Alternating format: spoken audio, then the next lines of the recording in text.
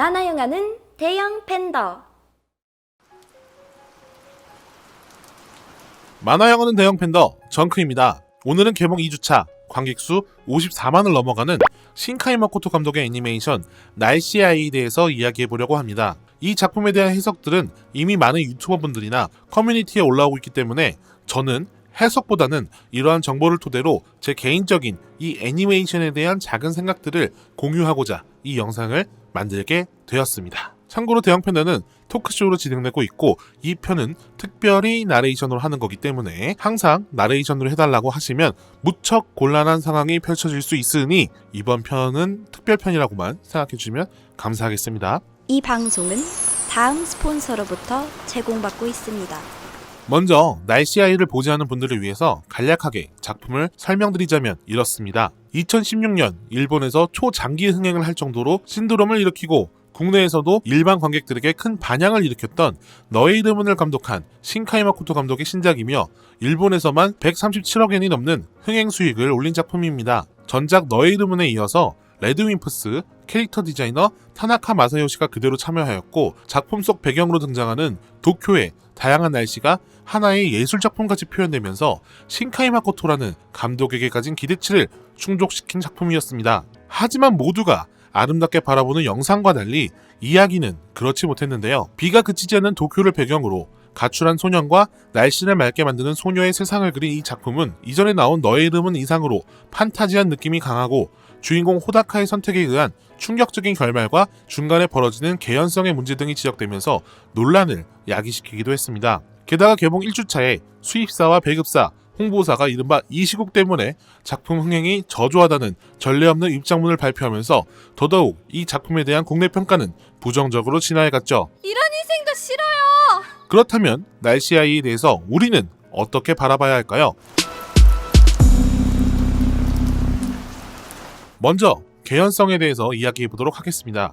이 작품에는 가출한 소년이 겪는 도쿄에서의 문제, 그리고 비정상적인 날씨, 포스트 아포칼립스적인 엔딩까지 관객들이 보기에는 조금 놀라운 요소들이 많이 있습니다.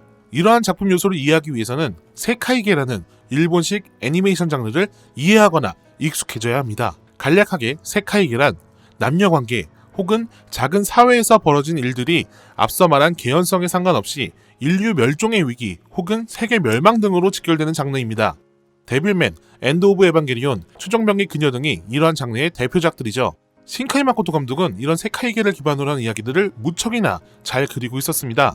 별의 목소리, 구름의 저편 약속의 장소 역시 그려했고 이후 만든 작품들도 기본적으로 세카이게를 기반으로 서로 다른 두 남녀의 이야기를 도쿄라는 공간에서 그리고 있죠. 전작인 너의 이름은도 시간은 다르지만 우연한 접점으로 만나게 된 두 남녀가 결국 한쪽의 비극적인 사건을 막으면서 그들이 사는 현재를 바꿔놓게 되는 이야기입니다. 그리고 이번 작품 날씨 아이 역시 두 사람에게 일어난 사건을 통해 결과적으로는 세상을 바꿔놓게 되는 결말을 맞이합니다. 하지만 두 작품에는 결정적인 차이가 몇 가지 존재하게 되는데요. 너의 이름은에서 타키와 미츠하가 막아낸 사고는 많은 사람들의 목숨을 구하고 시간대가 엇갈린 두 사람의 인연도 다시 이어지게 만든 해피엔딩이기 때문에 모두가 응원하는 마음으로 지켜볼 수 있었고 다시 만났을 때 그 둘이 사랑을 할 수 있을 거라는 여운을 주면서 큰 감정적 동요를 불러일으키게 됐습니다. 하지만 날씨 아이에서는 세상을 구하기 위해 자신을 희생한 히나를 호다카 개인의 선택으로 다시 이 세상에 데려오게 되면서 결과적으로는 도쿄의 날씨는 더욱 안 좋아졌고 관점에 따라서는 그들이 세상에 불러일으키는 피해 자체가 보이기 때문에 응원하기 애매하게 되었습니다. 그리고 이런 결말에 도달하는 과정에서 신카이 마코토 감독은 호다카라는 주인공에게 우리가 몰입할 수 있는 여지를 상당히 제한하고 있습니다. 그 요소 중 대표적인 것은 호다카의 가출인데 호다카가 가지고 있는 책 호밀바체 파수꾼은 퇴학당한 학생이 대도시에 가서 어른들의 어두운 삶을 겪고 그에 대한 차가운 시선을 담아낸 책입니다. 작품 초반 이 책과 호다카의 얼굴에 반창고를 의도적으로 노출을 시키고 스가와 히나 그리고 타치바나 가문까지 여러 가지 가족의 형태를 체험하면서 히나와 또 다른 가족을 꿈꾸는 것으로 그의 심리적 빈 공간을 드러냈지만 너무나 단편적인 정보들과 상상으로 메워야 하는 부분들이 존재하기 때문에 이런 것들을 공감하거나 이해하지 못한다면 호다카라는 인물을 응원하지 못하게 되는 것이죠. 그리고 호다카가 총을 사용하는 부분 역시 그러한데 조커의 아서 플렉이 총을 사용했을 때 우리는 그가 총을 쏘게 된 사건을 문자 그대로 사건으로서는 받아들일 수 있었지만 그가 행한 폭력적인 행위를 모두 이해해주고 감싸주기에는 어려웠던 것처럼 호다카가 총을 사용하는 부분은 이해의 영역을 벗어난 행위로 비춰지기 때문입니다.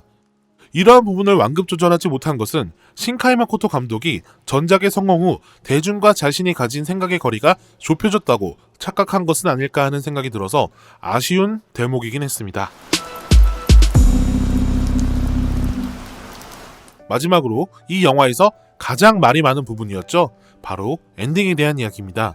호다카는 도쿄가 맑아지기 위해 희생된 히나를 다시 이 세상으로 데려오게 되고 그 결과로 3년 동안 도쿄에는 비가 그치지 않게 됩니다.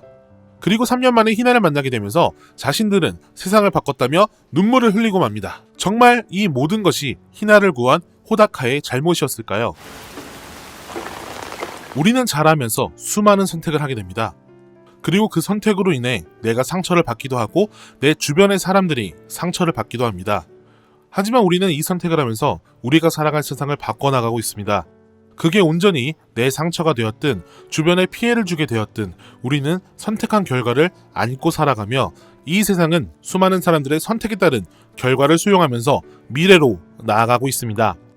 하늘에는 바다만큼 큰 구름이 있고 지상에는 하늘만큼 큰 바다가 있습니다. 이들은 수세기를 거치며 서로 대기와 물을 교환하고 세상을 유지해왔습니다. 우리의 삶 역시 수많은 선택의 상호작용으로 좋은 일과 나쁜 일이 돌고 또 돕니다. 날씨 아이들은 자신들의 미래를 선택했고 지금은 비가 내리고 있지만 언젠가 만날 맑은 하늘을 기다리며 살아갈 겁니다. 호다카의 선택은 이 세상을 미쳐 돌아가게 만드는 이기적인 결정이었지만 그 이기적인 선택은 사랑이고 아직 사랑으로 할 수 있는 일은 호다카가 히나를 위해 썼던 용기일 겁니다. 이 모든 것이 네가 아니면 의미가 없다던 노래 가사처럼 호다카의 선택은 그의 삶을 조금 행복하게 만들려고 했던 우리 누구나 추구할 수 있는 보편적인 가치이기 때문에 오히려 저는 그런 용기조차 가져보지 못한 사람보다는 이 결정을 응원해주고 싶군요.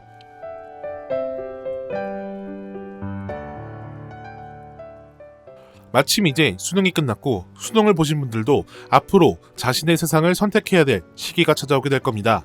어떤 것을 선택하든 세상은 여러분들을 수용할 능력이 있습니다. 자신의 미래를 위해 이 시기만큼은 호다카처럼 조금 이기적인 선택을 해보시길 바랍니다.